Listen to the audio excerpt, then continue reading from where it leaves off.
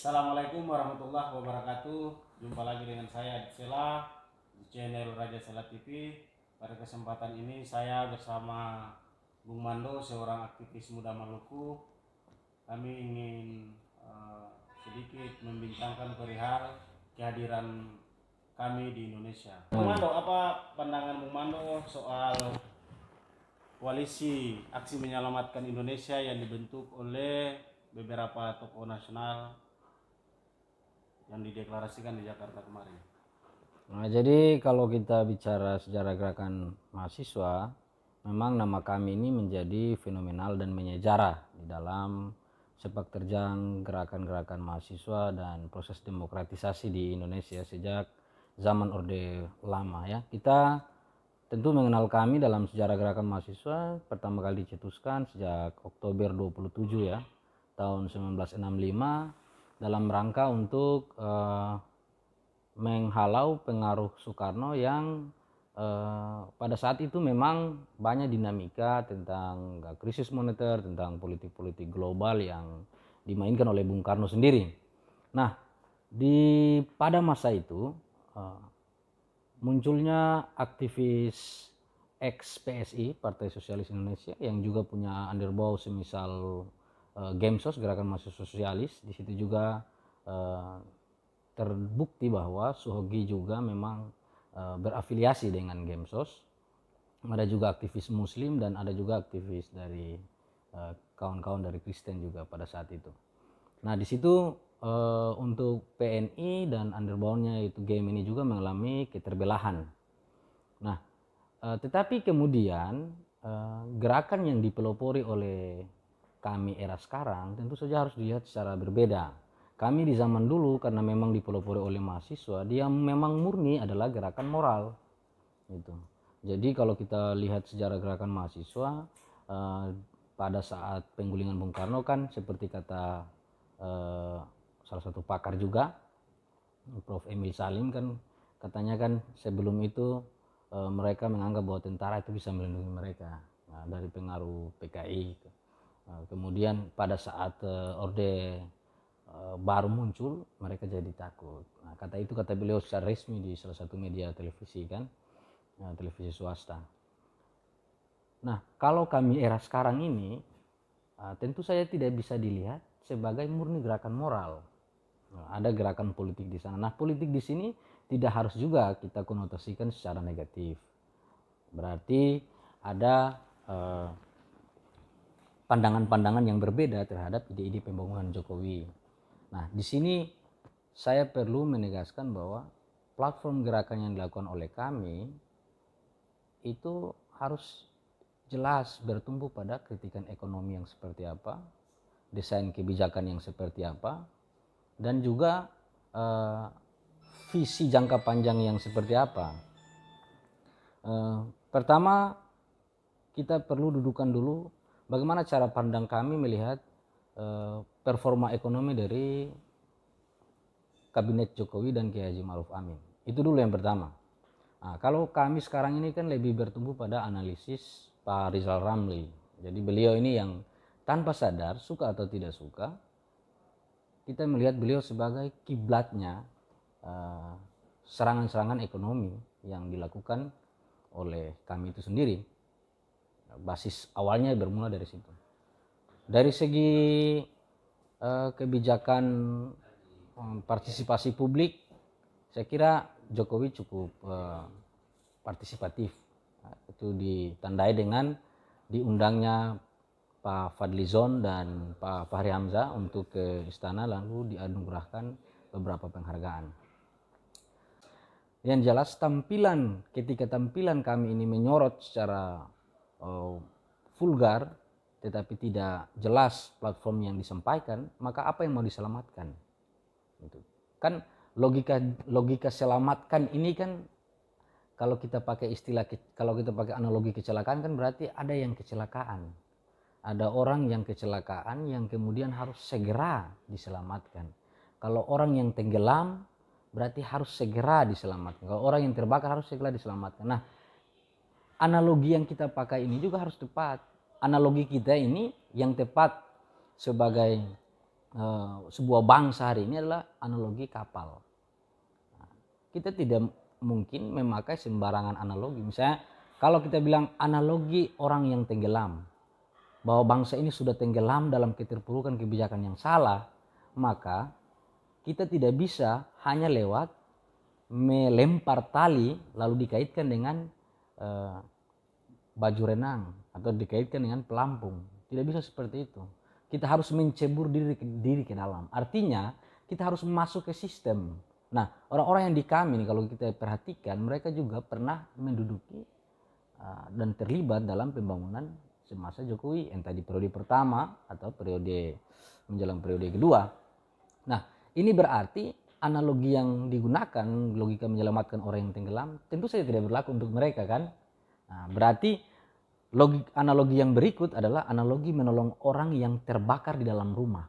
Jadi mereka ini, kalau kita mau melihat dalam posisi majas, maka mereka ini lebih cenderung melihat Indonesia ini sebagai rumah yang terbakar. Ini tafsiran saya loh. Jadi mereka melihat Indonesia ini seperti rumah yang terbakar. Sehingga kalau mau menolong bangsa ini, maka cukup dari luar lalu siram air. Nah, apakah ini analogi-analogi ini seperti ini dia pas dengan kondisi berbangsa kita hari ini? Saya pikir dua-duanya itu tidak pas. Yang lebih tepat yaitu kapal. Nah, seperti kata Bang Fahri Hamzah bahwa logika kapal ini ya logika yang harus, analogi yang harus sering diperbaharui. Bahwa kemudian ada kesepakatan dalam proses demokratisasi itu perlu, itu penting. Tetapi tujuan adil makmur itu adalah analogi pulau. Jadi pulau harapan itu yang kita kejar. Nah, kapal ini itu harus dinaiki oleh semua orang. Begitu. Kapal yang punya nahkoda, keterampilan membawa kapal itu kan juga dimiliki oleh para mu'alim. Nah, tentu saja ketika ada protes tentang arah tujuan kita itu tepat. Tapi ketika ada protes tentang siapa yang layak memimpin atau menahkodai kapal ini, itu yang kurang tepat. Kenapa? Karena kita sudah bersepakat melalui satu rute pelabuhan bahwa tujuan kita ke sana.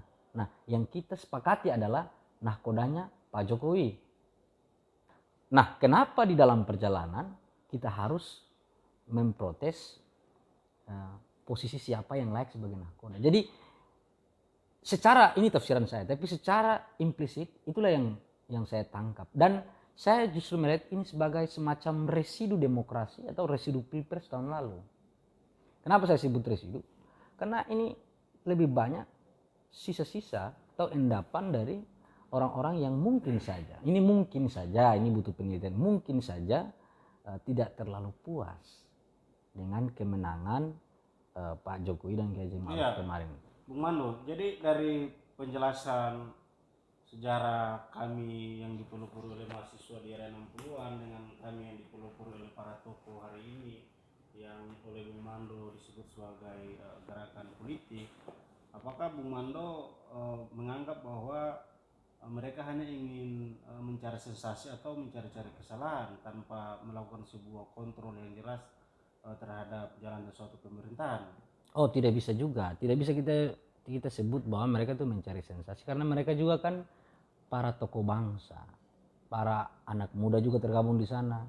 Nah, hanya bedanya kan mereka pada posisi berseberangan ide dan segala macam. Nah, itu kita tidak bisa melihat bahwa mereka mencari sensasi, karena orang sekaliber Pak Din Samsudin, Pak Said Didu, kemudian ada Pak Rocky Gerung, ya sebesar apapun perbedaan yang dalam tataran konseptual yang mereka punyai terhadap orang-orang yang sementara ini berada dalam sistem, itu tidak bisa dilihat sebagai musuh, karena mereka adalah sama anak bangsa.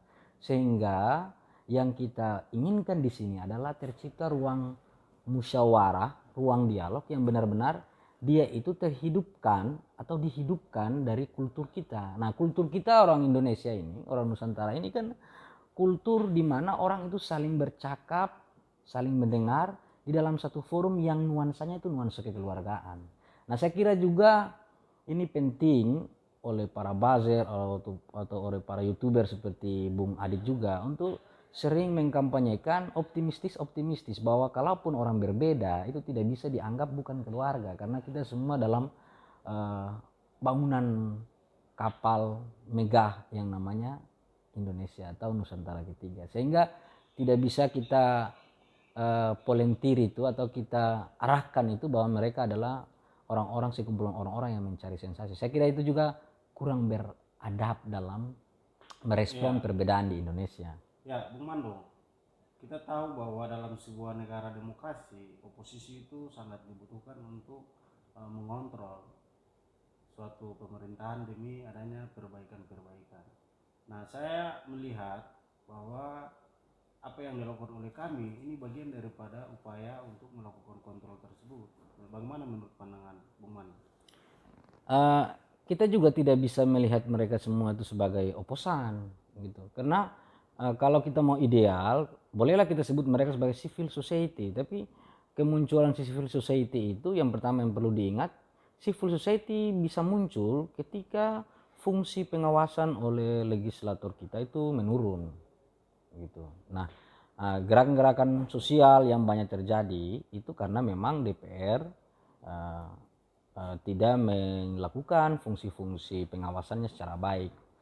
Kemudian muncullah civil society tadi untuk mengingatkan bahwa harus ada balancing antara eksekutif dan legislatif, begitupun juga yudikatif. Jadi menurut Bung Mando, setelah Jokowi memimpin Indonesia 2 periode ini tidak ada lagi masalah yang harus dilirik lalu dikritisi, semua baik-baik saja atau bagaimana?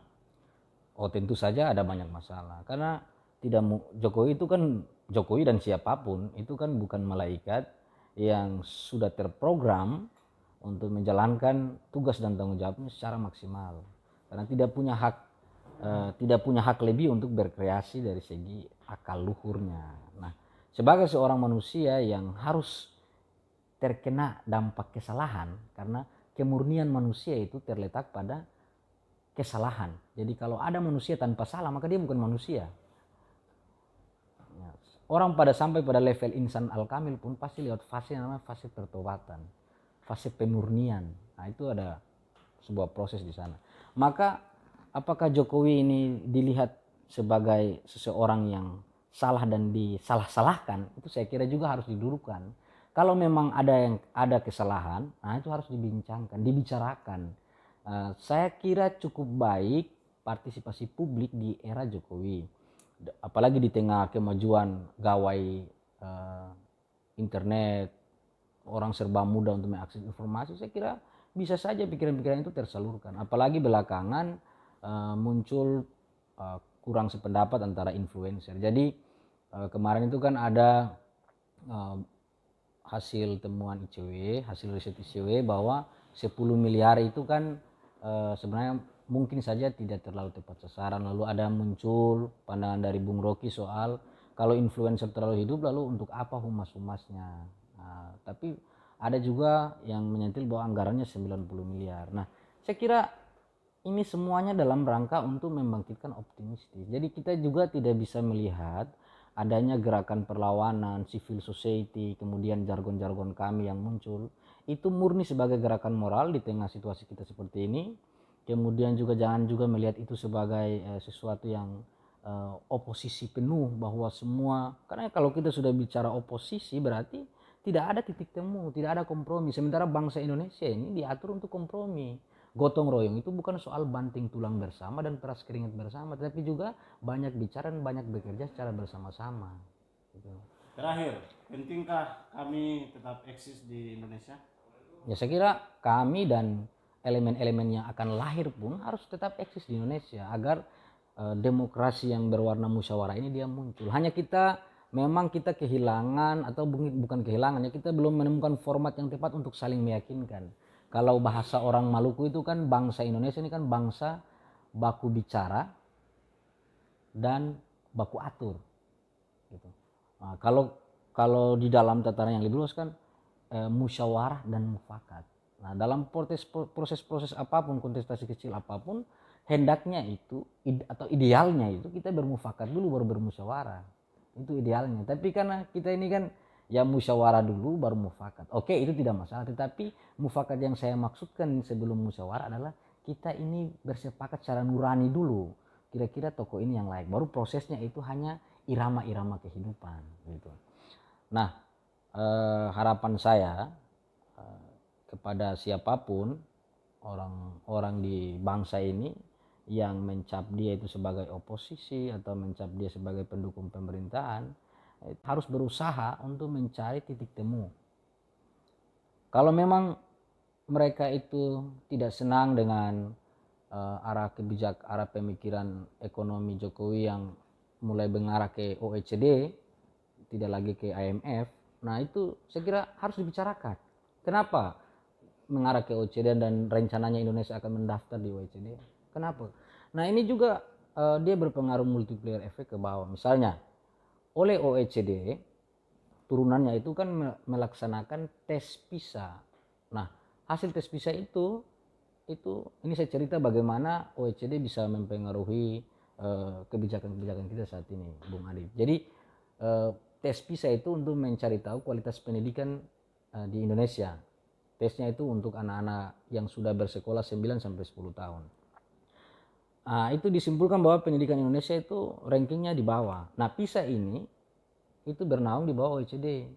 Nah, kalau Bung Adit perhatikan di tampilan-tampilan laman Facebooknya Pak Presiden Jokowi, selain menyampaikan data dari IMF, beliau juga menulis tentang kontraksi ekonomi kita yang di angka 5,7 sekian sebelum pandemi COVID ini selesai. Nah, kita bermain di angka itu. Itu berarti kita melihat ada keterbelahan antara kiblat ekonomi kita, terutama cara pandang ekonomi kita. Nah, kalau Pak Adit masih ingat beberapa minggu kemarin kan muncul pesan berantai di WA yang juga ada infografisnya bahwa IMF menilai ekonomi kita ini masih di warna hijau.